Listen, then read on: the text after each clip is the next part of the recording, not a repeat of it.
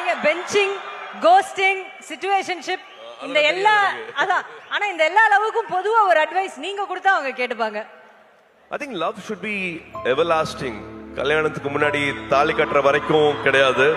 தினம் தினம் லவ் பண்ணணும். 20 வருஷம் ஆனாலும் லவ் பண்ணணும். லவ் பண்ணிட்டே இருக்கணும். அவங்களுக்கு மரியாதை கொடுத்துட்டே இருக்கணும். எல்லாரும் மாறுவோம், நம்மளும் மாறுவோம், அவங்களும் மாறுவாங்க. 20 வயசுல இருக்கிறது வேற, 25 வயசுல வேற, 30 வயசுல அவங்களோட ப்ரியாரிட்டிஸ் வேற, மனசு வேற மாதிரி மாறும். எதுக்காக போறோம், என்ன தேடல் அப்படிங்கிற மாதிரி பல விஷயங்கள் வாழ்க்கையில மாறிட்டே இருக்கும். பட் அந்த அன்பு, அவங்க மேல இருக்கிற காதல், அது மாறவே கூடாது.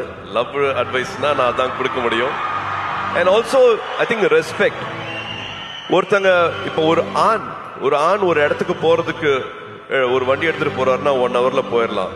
ஆனா அதே பெண் அதே இடத்துக்கு போகணும் அப்படின்னா அது 10 மணி நேரம் கூட ஆகும். நான் எதுக்காக அப்படி சொல்றேன் உங்களுக்கு தெரியும். ஏன்னா கல்யாணம் ஆச்சுன்னா, ஒரு குழந்தை பிறக்குதுன்னா, வீடை பார்த்துக்கணும்னா எல்லாத்தையும் காம்ப்ரமைஸ் பண்றது பெண்கள் மட்டும்தான் பண்றாங்க. ஸோ அவங்களோட வெற்றிக்கு 10 மடங்கு இல்ல 100 மடங்கு சல்யூட் அடிச்சு மரியாதை கொடுங்க அவங்களோட வெற்றிக்கு. முடிஞ்ச வரைக்கும் அது கூடயே நெல்லுங்க அப்படின்னு நான் சொல்லுவேன். லவ் விட மரியாதை இன்னும் அதிகமா கொடுங்கன்னு சொல்லுவேன். Thank you Suriya sir. யாருமே இந்த பெர்ஸ்பெக்டிவ்ல பெண்களுக்காக பேசியிருக்க மாட்டாங்க. Thank you so much for that.